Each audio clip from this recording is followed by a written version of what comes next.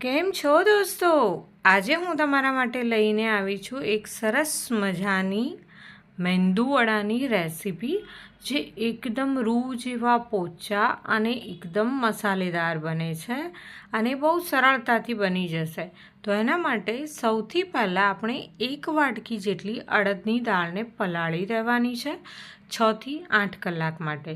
તો જો તમારે સાંજે મેંદુવડા બનાવવા હોય તો તમે સવારે પલાળો, અને સવારે નાસ્તામાં બનાવવા હોય તો રાત્રે દાળને પલાળી દો. અહીંયા મારી દાળ થોડી વધારે છે, પણ હું તમને 1 વાટકી પ્રમાણેનું માપ આગળ જણાવતી રહીશ, બરાબર છે? તો અહીંયા જે દાળ આપણે પલાળી હતી ને, એને હવે આપણે નિતારીને, એનું જે પાણી છે પલાળેલું એ નથી લેવાનું, નિતારીને આપણે મિક્સર જારમાં લઈ લઈશું. પછી એમાં જરૂર પ્રમાણે પીસવા માટે 1/2 કપ જેટલું પાણી ઉમેરીશું, અને એની સાથે જ હું એમાં ઉમેરું છું આદું અને મરચાં, કેમ કે મને થોડુંક તીખું અને ચટપટું ખાવાનું પસંદ છે, તો હું આદું મરચાં એની સાથે જ પીસી લઉં છું. તો એને સરસ રીતે તમે પીસી લો. અને મેંદુવડા જો તમારે બનાવવાના હોય ને, તો તમારે છે ને મેંદુવડાનું ખીરું થોડું ઘટ અને જાડું રાખવું પડશે. આમ એકદમ સ્મૂધ છે ખીરું, તમે જોઈ શકો છો કે સરસ રીતે મેં પીસી દીધું છે, પણ એને થોડું ઘટ રાખવાનું છે.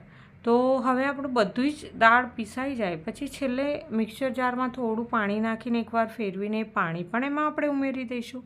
હવે મેં જેમ કહ્યું કે મેં થોડી વધારે દાળ પીસી હતી, તો મેં એમાંથી 1 વાટકી દાળ જેટલું ખીરું એક વાસણમાં અલગથી લઈ લીધું છે, અને પછી આપણે એને છે ને થોડું ચમચાથી ફીણી લેવાનું છે.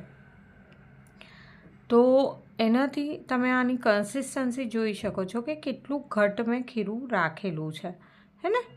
તો એને મેં 10થી 15 મિનિટ થોડું રેસ્ટ આપ્યો, પછી ફરી એકવાર હું એને ફીણી લઈશ, અને પછી એની અંદર આપણે ઉમેરીશું મીઠું સ્વાદ પ્રમાણે. તો અહીંયા હું 1 થી 1.5 ચમચી જેટલું મીઠું ઉમેરી રહી છું. તમે એટલું મીઠું ઉમેરી અને જોઈ લો, તમને ઓછું પડે તો તમે વધારે ઉમેરી શકો, પણ લગભગ આ મીઠું માપ બરાબર છે. તો હવે એની અંદર આપણે એક વઘાર કરવાનો છે. તો એના માટે મેં અહીંયા 2 ચમચી તેલ ગરમ થવા મૂક્યું છે. એની અંદર 1 ચમચી જેટલી હું અડદની દાળ ઉમેરીશ, અને અડદની દાળ થોડી એવી ગુલાબી થાય પછી એમાં આપણે અડધી ચમચી જેટલી રાઈ ઉમેરીશું, અને 5 ચમચી જેટલી એમાં આપણે હિંગ ઉમેરવાની છે. અને રાઈ અને હિંગ અડદની દાળ થઈ જાય બરાબર, પછી એમાં અડધો કપ જેટલી આપણે ઝીણી સમારેલી ડુંગળી અને થોડા લીલા મરચાં અને મીઠો લીમડો ઉમેરીશું. હવે ડુંગળી થોડીક પારદર્શી જેવી થઈ જાય ને, એટલે કે ટ્રાન્સપરન્ટ થઈ જાય ત્યાં સુધી તળવાની છે, અને પછી એ મસાલાને તમારે ઉમેરી દેવાનો છે જે આપણું ખીરું તૈયાર કરેલું હતું એની અંદર. અને પછી એને સરસ રીતે મિક્સ કરી લેવાના છે.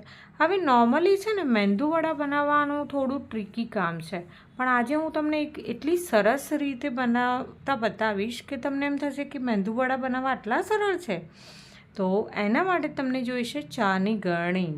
યસ, તમારે ચાની ગળણી લેવાની છે. એને પાણીમાં થોડી ભીની કરી અને જે ખીરું તૈયાર કર્યું છે એને ગળણીની ઉલટી સાઈડ પર પાથરી દેવાનું છે, અને પછી એની સાઈડ પરથી થોડુંક ફિનિશ કરી દેવાનું છે, જેથી એકદમ સરસ ગોળ શેપ થાય. અને પછી પાણીવાળો હાથ કરી અને વચ્ચે તમારે થોડુંક મોટું એવું કાણું કરી નાખવાનું છે, અને પછી આ ગળણીને તમે ગરમ તેલની ઉપર રાખશો એટલે 2 થી 5 સેકન્ડની અંદર તમારું મેંદુવડું ગરમ તેલની અંદર પડી જશે, અને એકદમ સરસ મજાના કાણાવાળા બધા વડા તૈયાર થઈ જશે. તો આવી રીતે બધા વડા બનાવી અને પછી તમારે એને સર્વ કરવાના છે. તો તમે જોઈ શકો છો કેટલા પોચા, એકદમ પોચા રૂ જેવા, મોંમાં મોકતા પીગળી જાય એવા સરસ મજાના મેંદુવડા બનીને તૈયાર છે. તો કેવી લાગી તમને આ રેસીપી? છે ને એકદમ સરળ. તો જો તમને આ રેસીપી ગમી હોય તો આ વિડીયોને લાઈક અને શેર કરવાનું ના ભૂલતા. અને જો તમે મારી ચેનલ પર પહેલીવાર આવ્યા હોવ તો આ ચેનલને સબસ્ક્રાઈબ બી કરી દેજો, જેથી તમને આવનારા વિડીયોની જાણકારી તો મળશે જ. હવે એને આપણે પીરસીશું એક સરસ મજાની ચટણી સાથે, જે મેં બનાવી છે ડુંગળી અને સિંગદાણાની, જેમાં બિલકુલ કોપરું નથી, પણ એ એટલી સ્વાદિષ્ટ લાગે છે ને કે તમે એકવાર ખાશો તો પછી હંમેશા આ જ ચટણી ખાવા માંગશો. તો જો તમને આ ચટણીની રેસીપી જોઈતી હોય તો તમે મને કમેન્ટ સેક્શનમાં લખીને જણાવજો, જેથી હું જલ્દીથી તમારી સાથે આ રેસીપી પણ શેર કરી દઈશ. હા ને, એ ભૂલતા નહીં આ વિડીયોને લાઈક કરવાનું અને કમેન્ટ કરવાનું. Thank you for watching.